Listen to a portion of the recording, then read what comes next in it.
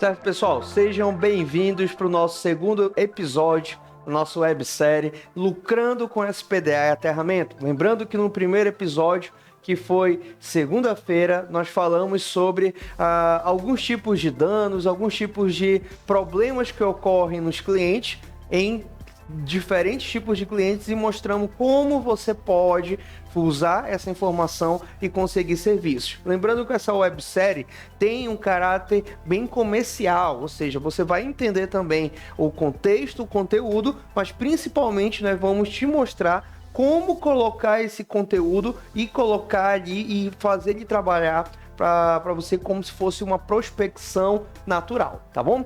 Então hoje nós vamos falar sobre a relação entre os danos e os riscos. Então tem conceitos que você precisa entender quando você for ali fazer um gerenciamento de risco, um projeto e uma inspeção. Fica comigo até o final, comenta, curte, não deixe de se inscrever e ativar o sininho, porque a todo momento nós estamos colocando material novo aqui no YouTube e você está perdendo porque o seu sininho, que fica, acho que desse lado aqui, né, Jamon? Não está ativado. Certo? Tranquilo? Vamos seguir então. Essa é uma informação que eu quero passar para vocês, pessoal, de 3 mitos que o teu cliente tem. É comum tanto o cliente quanto até o seu concorrente ou outro profissional ter esses mitos, pensar dessa forma. E em cima dessa informação você traz ela e joga na sua prospecção. Por exemplo, o primeiro mito é justamente quando a pessoa fala um raio nunca cai 2 vezes no mesmo lugar. Pessoal, não existe isso. O raio vai cair uma vez aqui, não vai mais cair. Não existe dessa forma, porque senão a gente não teria o SPDA. A função do SPDA não é atrair o raio. A função do SPDA é tornar um local, um dispositivo, um material adequado para receber o raio. Ou seja, o raio já tem a possibilidade de cair na instalação, mas na hora que ele for cair na instalação, ele já tem um local, um subsistema de captação preparado mecanicamente para recebê-lo. Não quer dizer que no momento que eu instale um SPDA, eu começo a atrair os raios. Não, eu só vou instalar um SPDA com a necessidade. Então já existe a possibilidade de cair uma descarga atmosférica no teu cliente. Você vai instalar o SPDA para proteção. Não tem como eu proteger se não precisa, tá? A gente só se protege quando há necessidade. Então você só instala o SPDA quando já há necessidade devido à possibilidade de cair descarga atmosférica. Muitos clientes, muitos colegas erram isso. Eu já vi muita gente falando que o SPDA vai atrair o raio. Não, o SPDA ele não atrai em si, ele protege, porque ali já tem essa possibilidade. E quando você diz que um raio nunca cai 2 vezes, tá errado. Você tem que mostrar para o teu cliente o seguinte, nessa tua edificação, após um gerenciamento de risco, a gente percebeu que há sim possibilidades de descarga atmosféricas e por isso nós chegamos ao nível de proteção X, que é para justamente no momento que houver uma descarga direta na sua edificação, eu tenho um sistema de SPDA preparado para receber e escoar isso à terra. Então pode sim cair 2, 3, 4, 5, 10 vezes o raio na sua edificação. E por isso que o seu sistema de SPDA tem que estar suficientemente capaz de suportar tudo isso. Senão você vai ter problemas sérios. Entendeu a visão? O segundo mito que vai gerar serviço também, porque você deve falar dessa forma com o seu cliente, é justamente isso aqui, ó. O para-raio serve para não deixar o raio cair na edificação. Eu já ouvi isso aqui, clientes falando o seguinte, Pablo, então se eu instalar um para-raios, eu vou evitar que o raio caia na minha edificação? Não, você não vai evitar. Como eu falei, o SPDA está ali porque já existe uma possibilidade. Então, eu só tenho um sistema capaz de suportar e que cria um cenário ideal para o raio cair ali naquele subsistema. E ainda, pessoal, existe a possibilidade de mesmo uma edificação tendo um subsistema de captação adequado, o raio, mesmo assim, cair fora, cair numa fachada, cair numa descarga lateral, porque nós não conseguimos presumir a totalidade dessa descarga. Nós temos ali uma energia absurda e como é um fenômeno da natureza muito, com uma magnitude de energia altamente capaz de sair das teorias. Então, mesmo tendo um SPDA adequado, existe sim uma possibilidade mínima de o raio simplesmente não cair no meu sistema dimensionado e cair numa fachada ou em outro local que não foi desenvolvido e construído para receber essa descarga. E o mito 3, meu SPDA está ótimo. A resistência de aterramento é menor que 10 ohms. Cara, esse mito aqui é o que mais causa polêmica. Eu não tenho nada contra a resistência de 10 ohms. Beleza, tudo certo. O que eu não posso dizer é, quando eu tenho uma resistência de 10 ohms, meu SPDA está ok.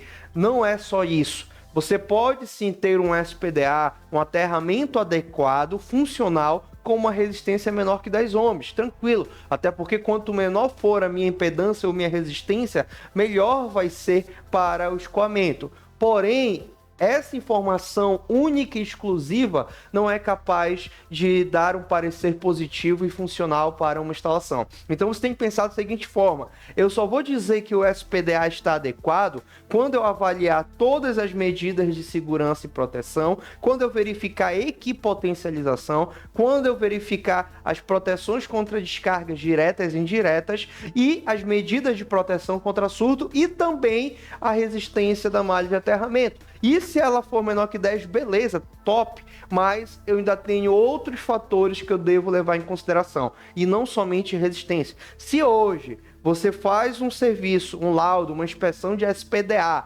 para o SPDA e simplesmente faz aquela medição da resistência de aterramento com um termômetro de arte, e só isso é a sua ferramenta para validar o SPDA, você está fazendo da maneira errada, porque a 5419 passa uma outra metodologia de procedimento que nós vamos falar ao longo desse nosso episódio, ao longo dessa nossa websérie, tá bom? Então, fica com isso na mente, porque mesmo que você ainda não esteja atualizado, você pode se atualizar e mostrar que você é diferente da concorrência. E foi assim que a gente ganhou um mercado absurdo aqui, simplesmente mostrando que nós estamos seguindo a norma e que qualquer outro procedimento que não segue a norma é um procedimento ineficaz ou incompleto perante a responsabilidade técnica, certo? Isso aqui, pessoal, esses mitos, você pode colocar isso na sua proposta e usar isso aqui como um procedimento para conseguir mais serviços. Beleza? Entendido? É essa a nossa visão. E aí, nós vamos entender um pouquinho de como que é essa magnitude dessa descarga atmosférica. Nós temos, pessoal, percentuais de possibilidade. Nós vamos desde 0,1% de possibilidade da corrente da descarga atmosférica ser superior a 200 mil amperes, até, por exemplo, 50% de chance, de possibilidade, de probabilidade da corrente da descarga atmosférica ser superior a 15 mil amperes. Ou seja, a chance de eu ter uma descarga atmosférica com uma corrente superior a 15 mil amperes é elevada. E aí eu pergunto para você, 15 mil amperes é muito, com certeza, né? 15 mil amperes já chega a ser uma corrente de nível de curto-circuito assimétrico, trifásico assimétrico, que serão os curtos-circuitos maiores ali da instalação, por exemplo. Então eu já posso ter essa possibilidade, mas não somente isso. Eu também tenho que pensar na minha proteção para o pior cenário, porque o pior cenário ainda vai existir. E é por isso que a gente faz um gerenciamento de risco pensando nisso. E essa informação você tem que colocar na sua proposta. Por quê? Porque muita gente negligencia o SPDA. Muitos clientes simplesmente acham que aquilo ali é um gasto de dinheiro. E quando a gente mostra a grandeza da energia, a magnitude dessa corrente de raio e a consequência que essa corrente vai levar para a instalação, a pessoa começa a olhar o nosso serviço, a nossa proposta, a nossa análise de maneira diferenciada. Lembre-se, Pegue o conhecimento e transforme ele em máquinas de venda, porque você precisa da venda para poder conseguir continuar com os serviços. Certo? Vamos seguir aqui. Seguindo aqui, nós temos a seguinte situação. O próximo slide, nós vamos ver os principais prejuízos causados, né? Aqui, pessoal, nós temos simplesmente uma torre de comunicação, uma antena de raio que recebeu uma descarga direta e simplesmente a antena não suportou as forças, as energias mecânicas, e essa antena se danificou, caiu, tombou. E imagine aí, pensem em quanto de custo financeiro eu tenho aqui. Quanto de problemática, enfim, questões de dinheiro, questões de continuidade do serviço eu tenho aqui. E isso eu poderia evitar com algumas questões, como, por exemplo, eu poderia analisar quais eram as possibilidades de uma descarga direta. Se aquela estrutura mecânica, estrutura metálica, estaria também disposta a suportar uma descarga direta. Não somente os esforços mecânicos e estruturais, mas também um esforço originado de uma descarga direta. Então tem que se avaliar toda essa questão. E aqui é um outro caso, um caso clássico, onde eu tenho uma descarga direta ocorrendo numa linha de transmissão, tanto linhas de transmissão superiores a 69 kV ou até linhas de transmissão de distribuição, onde eu posso ter uma descarga direta e muita gente fala, mas nessas linhas de transmissão, de distribuição, nós temos os para-raios. Beleza, tem os para-raios, mas talvez eles não sejam, dependendo da magnitude do raio, de onde cai o ponto de descarga direta, esses raios podem ser superiores aos níveis de suportabilidade dos para-raios ali instalados. E nesse momento eu tenho toda essa corrente fluindo ao longo da rede de distribuição e adentrando as edificações. Por isso que nesse momento eu não vou me preocupar em si com a concessionária, mas eu vou me preocupar com a consequência dessa descarga direta e como essa descarga direta vai chegar até a minha instalação. E isso daí vai configurar uma fonte de dano que é considerada indireta. Beleza? Vamos seguir, só para vocês entenderem. Outros casos são os efeitos de seres humanos e seres vivos. Cara, aqui, ó, perda financeira. Opa, perda financeira, o que quer dizer isso? Cabeças de gado representam prejuízos para uma fazenda. E aqui foram essa morte em rebanho por conta de uma descarga atmosférica. Nós temos os animais ruminantes, gado, cavalo, camelo. Esses animais, eles têm a distância entre as patas maiores. E isso gera uma tensão de passo maior. Quanto maior a tensão de passo, maior tende a ser a corrente que vai circular devido a essa tensão de passo no próprio corpo do animal. E se essa corrente atravessar o coração, ele tem ali paradas cardíacas. Então, grande parte desses animais morrem por conta de paradas cardíacas devido à tensão de passo. E aí, quando um raio cai próximo, ele vai induzir no chão tensões, e essas tensões vão gerar uma DDP entre as patas do animal, e por isso que ele vem a óbito, tá? Então, como proteger um animal? Cara, não há um mecanismo capaz de proteger ele numa área aberta. Eu preciso levar esses animais para dentro de um curral coberto, de um galpão, e nesse galpão eu vou instalar todas as medidas de proteções cabíveis, tanto para uma descarga direta, quanto para uma consequência indireta de perda financeira, como esse caso de animais. Beleza? Só informações que a gente já falou e está revisando. E aqui são as perdas em seres vivos, tá? Ou perdas humanas, tá? Que também ocorre não com uma frequência tão alta com relação às descargas atmosféricas, mas quando ocorrem, geram também problemáticas tanto para a instalação quanto para o profissional que sofreu aqui. Outro ponto que a gente tem que avaliar é também as questões relacionadas aos locais que devem ser evitados. Pessoal, aqui eu tenho, disputado aos Wengerman, eu tenho aqui um estacionamento. Nesse estacionamento a gente tem uma problemática. Tá, nós temos vários postes aqui metálicos. Eu posso utilizar esse poste metálico como um captor? Eu posso fazer o estudo do Frank para ver se esse porte vai proteger os carros? Olha só, quando eu penso em SPDA e quando eu uso o mecanismo e os conceitos que estão dentro da 5419, ela não protege, ela não abrange locais que sejam abertos. Todo o mecanismo, toda a informação de proteção da 5419 está focada em edificações. Então, se eu pensar nesse caso, isso aqui não configura uma edificação.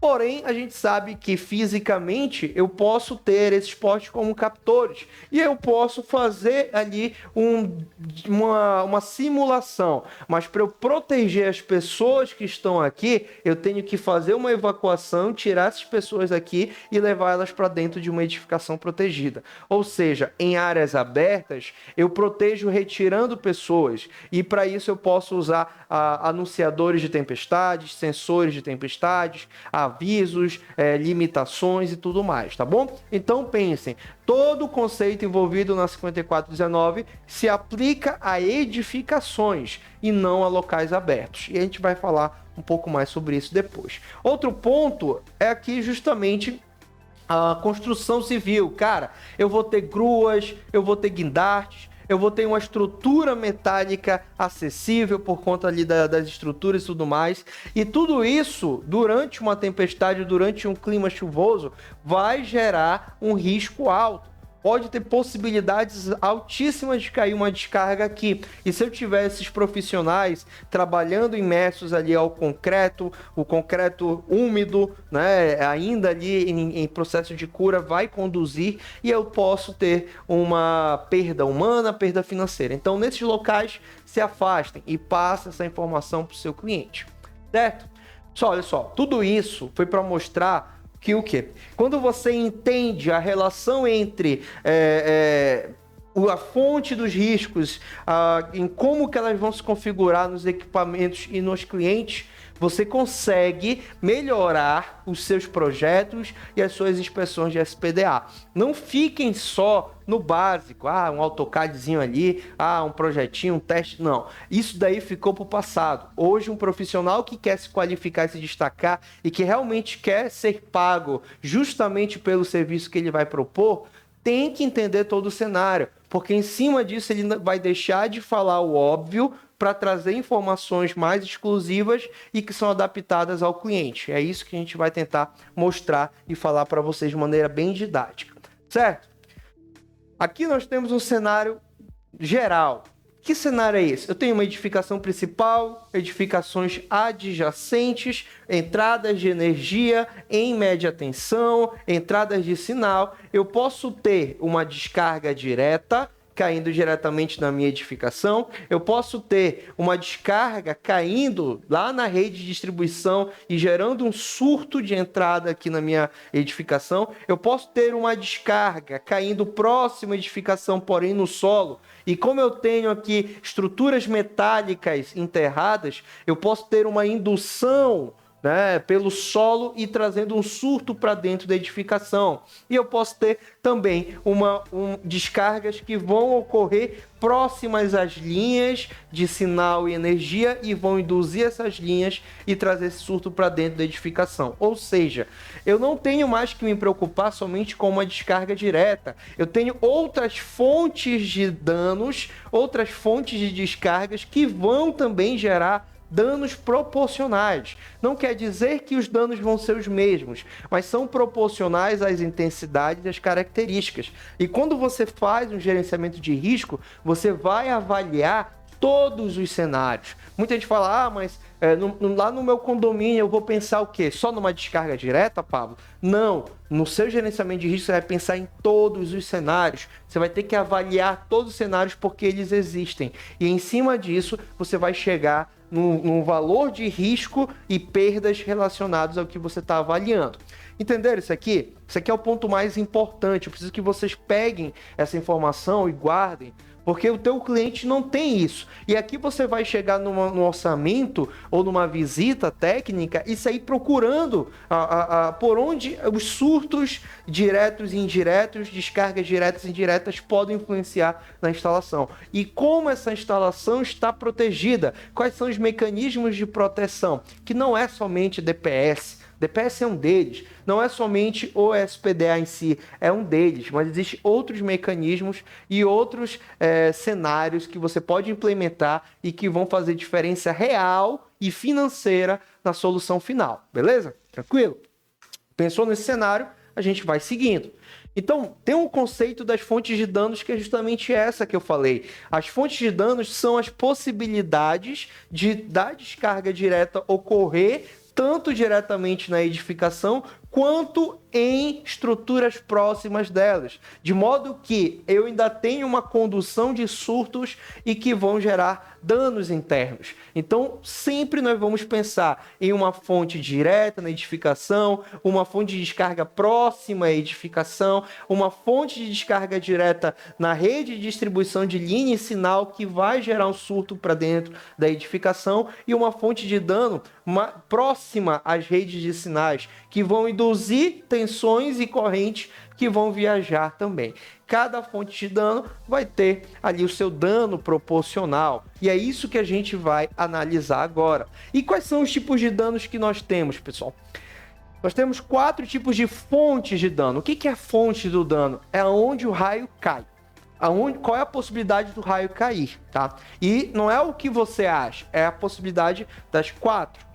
Direta na edificação, próxima à edificação, direta na linha que entra na edificação e próxima da linha da edificação. Essas são as fontes. Agora, os danos são 3 com relação à norma. Toda essa informação estou tirando da NBR 5419, que trata sobre SPDA, tá? Essa informação da parte 1 e 2 da norma. Então, eu tenho três tipos de danos. Eu tenho danos e ferimentos a seres vivos, certo? Danos físicos à estrutura e danos em falhas e dispositivos eletrônicos, ou seja, a consequência de uma descarga atmosférica direta ou indireta pode causar danos às pessoas. Diretamente, eu vou ter um raio caindo próximo da pessoa e queimando. Indiretamente, o raio pode gerar surtos na edificação e os equipamentos ali vão gerar problemas, ou porque o equipamento parou de funcionar e aquele ser humano precisa daquele equipamento, como é o caso de hospitais e asilos, ou porque o equipamento simplesmente explodiu e gerou um dano indireto, que a pessoa ali teve uma queimadura ou algo do tipo. Quando eu falo de danos à estrutura, é justamente imaginar que, mesmo tendo um SPDA, eu também posso ter um dano. E se eu não tenho um SPDA e há necessidade de instalar, aí que a possibilidade de danos na estrutura é maior, porque o raio vai cair e vai quebrar tudo que está próximo do ponto de impacto, tá? E as falhas no dispositivo, isso aqui é crucial, pessoal. Eu vendo muito serviço de adequação e análise em cima desse cenário. Por quê? Cenário de perda de vida humana, de risco de dano humano e dano da estrutura, todo mundo sabe. Isso aí já está batido. Mas quando eu falo de dispositivos eletrônicos, quando eu comunico e eu entro nesse cenário, o cliente começa a se interessar. Porque eu começo a perguntar, cara, tá queimando equipamento? Quando chove, queima a câmera, queima a central de alarme de incêndio, você tem danos ali nos equipamentos, eles ficam loucos, queima a balança, queima chancela não, né? Cancela, né? Que vai deixar entrar. Isso aí é campeão para queimar durante a tempestade. Por quê? Porque talvez naquela edificação não foi pensado numa medida de proteção contra surtos que vai ter uma relação direta com os danos de dispositivos eletrônicos. E aqui, pessoal, é dinheiro saindo do bolso do teu cliente. E quando você entra com uma proposta de solução em que você analisa, verifica e mostra ali a consequência boa de ter um sistema bem determinado, você se torna um investimento para o teu cliente. E às vezes o custo pela tua análise pode cobrir um dos equipamentos que queimou, tá? E aí o teu cliente fica, pô, cara, não custa nada, já que eu pago esse equipamento toda semana tá queimando, eu vou contratar o Pablo para tentar resolver, já que o preço da consultoria dele é o preço do equipamento que sempre queima. Entendeu? Aí o teu cliente começa a te olhar de outros olhos. Tipos de danos. E as perdas, Pablo? Primeiro eu tenho a fonte de dano, aonde o raio cai. Vou simplificar didaticamente, mas leia a norma. Fonte de dano, onde o raio cai. Tipos de dano. Quais são as possibilidades, tá? Quais são as possibilidades ali que nós vamos ter? Quais são o foco em análise? E os tipos de perda, que é justamente a consequência final. A consequência final de tudo isso. Nós temos as perdas de vida humana, que é o L1, que deve ser avaliado em todas as análises de risco. Nós temos a L2, que é a perda de serviço público, que vai ser avaliado geralmente em locais que tem serviço público, principalmente serviços que vão interagir com uma grande quantidade de pessoas e que são determinados pela norma. Por exemplo, centrais de gás, distribuição de telecom, subestações de distribuição de energia, não do cliente, mas ali da cidade. Por exemplo, as subestações de distribuição e outros tipos de edificação, tá bom? Nós temos perda de patrimônio cultural. Basicamente, você vai fazer essa análise quando eu tenho um prédio que já está tombado historicamente, centro histórico da cidade, ou alguma estátua que tem algo tombado, que foi tombado historicamente, tá? Que tem um apelo cultural, museu, bibliotecas, e também perda do valor econômico, que é quando você quer avaliar financeiramente a consequência do raio. Isso aqui é muito comum quando a gente tem criação de animais, quando a gente tem indústrias que durante uma descarga vão ter paradas, vão ter as queimas dos equipamentos. Então a norma ela indica a avaliação, mas se você quiser, você pode avaliar tudo na sua edificação. O grande problema é que vai ficar superdimensionado. Então tem clientes, por exemplo, que eu faço uma avaliação de perda econômica, perda de vida humana e às vezes até uma perda de patrimônio cultural. Porque para aquele cliente, aquela edificação, aquela estátua é um patrimônio cultural. Então eu faço para ele, mas eu deixo claro, olha, vai ficar superdimensionado. Talvez eu tenha que fazer uma análise que pela norma não era tão necessária, mas você pode adaptar isso ao seu cliente. Existe padronização geral e existe a subjetividade para o seu cliente. É isso que você tem que se preocupar. Show? Tranquilo aí, Germano? E aí, outra pergunta que eu te faço. Cara, pensa o seguinte, nem todos os clientes tem os mesmos tipos de perdas. Foi o que eu falei. Se você vai atender ou projetar ou fazer uma inspeção de SPDA e vai ali no hospital, cara, são alguns tipos de perdas. Se você vai numa edificação normal, num condomínio, são outros tipos de perdas. Se você vai em outros locais, você vai ter outros tipos de perdas. Ah, Pablo, mas então eu só estou indo fazer uma inspeção. Não interessa. Para você fazer uma inspeção, você tem que avaliar se o projeto foi adequado. E aí muita gente fala, mas o projeto foi aprovado. O projeto foi aprovado por quem? Pelo cliente, que pagou um profissional para fazer o projeto? Como que o cliente aprova? O projeto foi aprovado por quem? Pelo bombeiro? Será que o bombeiro realmente avaliou todas as questões da 5419 ou simplesmente confiou numa RT de um profissional? Porque na hora que der merda, a culpa é do profissional e não do bombeiro, já que a responsabilidade é do profissional. Então pense em quem aprovou o projeto.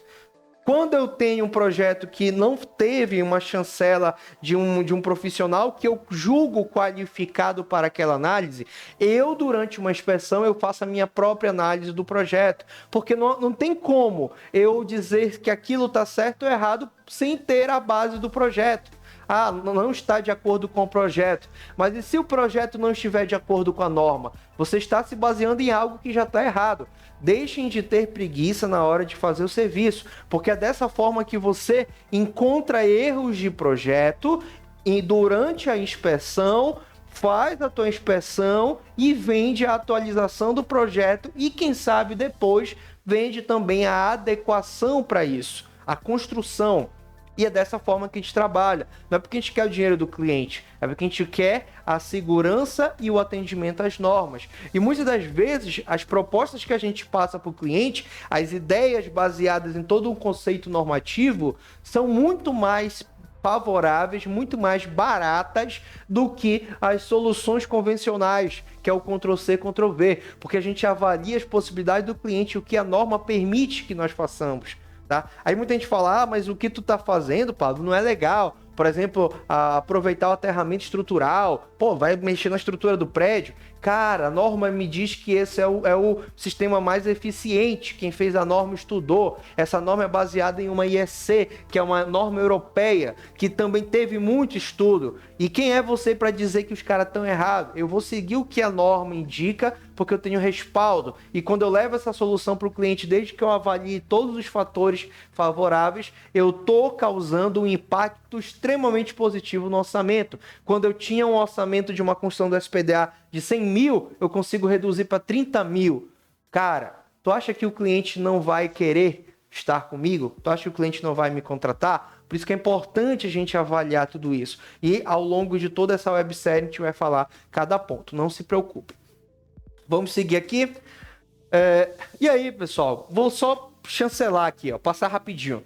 Nós temos aqui a tabela da norma, ela diz que quando eu tenho um ponto de impacto direto na estrutura, eu vou ter os 3 tipos de danos, ou seja, a norma já me ajuda nisso. Quando o raio cai diretamente na estrutura, fonte de dano S1, eu vou ter os 3 tipos de dano. Perda humana, danos físicos da estrutura e falhas eletrônicas. E eu também vou ter a possibilidade de analisar as 4 tipos de perdas, tá? Não quer dizer que eu vou ter todas, porque vai depender da instalação, mas eu tenho a possibilidade de análise das 4 tipos de perdas, porque aqui vai depender do cliente, mas as 4 vão interessar para mim.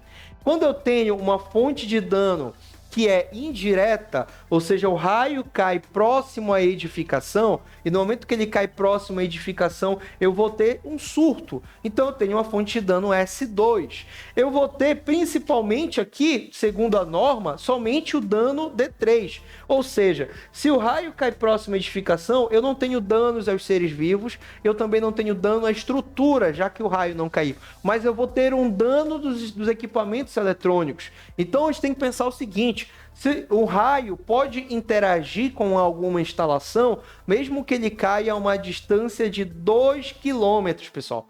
2 km que o raio caiu da minha casa, eu posso ter interferências dessa descarga pelo solo, que nada mais é do que uma possível fonte S2. E quando eu tenho esse dano D3 de falhas de serviços, né, de eletrônicos, eu vou avaliar principalmente perdas de vida humana, perda de patrimônio cultural e perda de serviço público. Por quê? Porque o que está relacionado ao fruto dessa perda.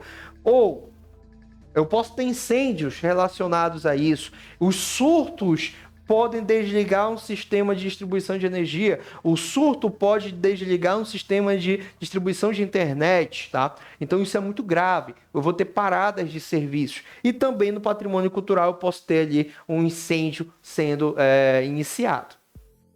Quando eu tenho uma fonte de dano, quando ela cai lá na rede, imagina a rede tanto de energia quanto a rede de internet, de cabo coaxial, da NET, da Vivo, da Oi, de qualquer operadora ali de TV a cabo, ou fibra ótica. Isso tudo vai levar surto para dentro da minha instalação, porque está entrando na minha instalação. É metal, é cabo, que conduz surtos e correntes. Então eu tenho que me preocupar com isso. Quando cai uma descarga direta numa rede de distribuição como essa, a norma me diz que eu vou ter, nesse caso, também os 3 tipos de danos: seres humanos, estrutura e falhas. Por quê? Porque eu posso ter uma problemática na minha entrada de energia. Eu posso ter um problema de uma explosão do equipamento, de um curto-circuito, de um incêndio, e também eu vou ter problemas nos eletrônicos. E aqui ela abre margem para esse tipo de fonte de danos para eu avaliar as 4 tipos de perdas, que depende do meu cliente. E para finalizar, nós temos aqui, por exemplo, um tipo de perda relacionado a uma fonte de danos que está caindo próximo às redes. Não está caindo na rede de distribuição ou na rede de linha lógica, está caindo próximo dela e com isso está induzindo correntes na rede de distribuição e induz essa corrente que vai viajar ao longo do percurso até adentrar a edificação que eu estou analisando. Então a norma diz que para esse caso eu tenho a fonte de dano D3, que eu posso vir com esse surto para dentro da minha instalação elétrica e queimar os equipamentos. Além disso, isso aqui configura também uma análise de perda L1, L2 e L3, ou seja, perda de vida humana, que vai ter em todas, perda de serviço cultural e perda de patrimônio cultural e de serviço público. Pessoal, Pablo, é muita coisa isso daqui, eu tenho que lembrar de tudo isso. Não, você tem que entender como isso se relaciona no teu cliente e como você vai proteger a tua instalação de todas essas problemáticas que a norma traz de bandeja para você. E para isso você tem que ter uma ferramenta, um software, uma planilha de gerenciamento de risco, porque aqui é muita fórmula, é muito cálculo. E quando você tem algo que te dê confiança e que funcione certo, e você faz o gerenciamento de risco, tudo isso vai ser calculado. Você só tem que saber qual ferramenta, qual dado colocar de acordo com uma análise do teu cliente, da possibilidade de melhoria, do que existe e das problemáticas que vão ter ali naquele local. Tá bom? Não se preocupe, porque depois, em outro episódio, a gente vai mostrar isso na prática, uma análise feita com o software que nós dimensionamos, né? Desenvolvemos uma planilha top, né? Semana que vem, talvez. E aí eu pergunto para você aqui, ó. Avaliando da maneira correta, você alcança o melhor custo-benefício para o seu cliente. Você acha que quando você avalia, mostra a melhor solução, coloca ali para o teu cliente decidir entre algumas soluções que vão suprir as necessidades, ele não vai te encarar de maneira diferente, pessoal? Claro que existe o cliente que só quer um papel, que só quer uma assinatura, um RT. Claro que existe o cliente que só quer preço. Mas se você pensar nesse cliente, você vai atrair esse cliente. E aí que é o problema. Eu já não penso mais nesse cliente. O cara que só quer minha RT, eu mando ele embora, porque não adianta. É algo que vai me amaldiçoar por pelo menos um ano, tá? Enquanto vale aquela RT até eu dar baixa, tá? Então, preocupem-se com a melhor solução para os melhores clientes. Claro, os melhores clientes vão ser alcançados ao longo do tempo, mas quando você começa a configurar uma cultura de mostrar a solução, trazer, explicar, aquele cliente que gostar do teu serviço vai te indicar. E ele não vai te indicar para qualquer cliente, ele vai te indicar para os melhores. Por quê? Os melhores estão juntos dos melhores. Os melhores clientes se comunicam com os melhores clientes. E é aí que você vai ter um network automatizado para você. Hoje, se você tem clientes ruins, continue com eles, mas faça o melhor serviço para um cliente ruim. Porque até um cliente ruim pode te indicar para um cliente bom. Essa é a nossa vibe aqui hoje, financeira e de comércio. Hoje a gente... Voltou agora? Hoje a gente busca os melhores clientes, porque a gente conseguiu ali atender e entender como conquistar esses caras aí. Mas a dica que eu deixo para você é: não se baseie, não balize o seu serviço pelo tipo de cliente. Balize o seu serviço pela qualidade. Ah, eu atendo clientes ruins, eu vou fazer um serviço ruim. Cara, sai dessa live, vai assistir outra coisa, porque essa conversa não é para você. Agora, se você ainda está com alguns clientes que dão dor de cabeça, mas você quer entregar a melhor solução de acordo com a parte técnica e financeira, vai nessa vibe, porque esse é o caminho para o crescimento. Não conheço nenhuma empresa que cresceu, que trabalhou só com o básico. Sempre implementou e melhorou de acordo com o fundamento normativo e de acordo com as capacidades comerciais que eles têm. Show de bola? Entendido, pessoal? Aí eu vou perguntar para você, percebeu as necessidades e as possibilidades? Sempre eu estou trazendo essa pergunta. Por quê? Porque a gente mostrou aqui várias possibilidades. Eu estou falando de algo técnico que tem a ver com o entendimento da norma. Depois que você entende tudo isso, desenhar no AutoCAD é bem mais fácil. Fazer um relatório é bem mais fácil, fazer uma medição é bem mais fácil, porque você tem como interpretar os dados. Você não vira um robozinho, você analisa. E para analisar você precisa ter o conhecimento teórico bem aprofundado no que a norma delimita. E tudo isso a gente mostrou aqui, a gente passou aqui. E é essa pergunta que eu quero deixar para você aqui no final dessa nossa apresentação. Você percebeu as possibilidades? Você conseguiu enxergar aí as possibilidades? Você conseguiu aí observar? Tá percebendo que existem essas possibilidades e como alcançar esses clientes? Tá? Então é isso que eu quero deixar para você, essa pergunta. Quero que você coloque aqui abaixo um comentário, coloque as suas dúvidas, curtem, compartilhem, ativem o sininho. E esse nosso segundo episódio é para justamente reforçar o primeiro no que diz respeito ao que você pensa para o seu cliente e o conhecimento que você tem.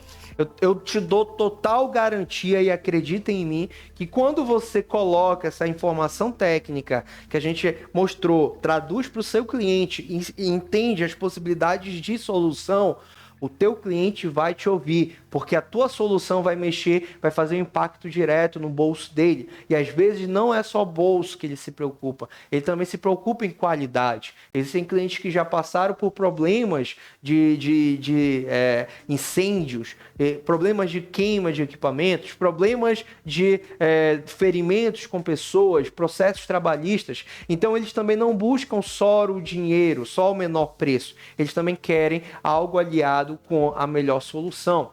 Pensem nisso, analisem isso, deixem aqui os comentários, coloca aqui o que você quer aprender nessa websérie. Nós estamos no segundo episódio de 10, semana que vem vai ser algo bem mais prático. Essa semana é só para você realmente ficar balizado. Para quando eu estiver falando lá na parte prática, tipos de perdas, tipos de danos, para você não ficar perdido, porque senão não adianta, você vai ser só um robozinho do Ctrl+C, Ctrl+V, e não é assim que cresce não, tá? Você tem que dar o Ctrl+C, Ctrl+V, né, Germano? Mas principalmente, você tem que criar coisas novas e analisar possibilidades diferentes. Beleza? Viu a possibilidade? Entendeu que isso existe? Olha o tanto de clientes que nós temos, nós vimos isso na primeira aula. Condomínios, indústrias, supermercados, hospitais, armazéns, escolas, isso que mais, mano? Faculdades, órgãos públicos, ou seja, quase obras, quase todos os locais vão precisar de uma análise de SPDA. E se vai ter ou não SPDA, vai depender de uma análise qualificada e real. Beleza? Obrigado, estamos chegando no final desse nosso segundo episódio. Não deixem de comentar se vocês estão gostando, o que vocês querem para o terceiro episódio. E deixe sua curtida, se inscreva no canal e ative o sininho para todos. Clica nesse sininho aqui, ó, coloque em todos que qualquer vídeo você vai ser avisado e não vai perder o nosso conhecimento. Obrigado, pessoal. Até sexta-feira. Tchau, tchau. Fiquem com Deus.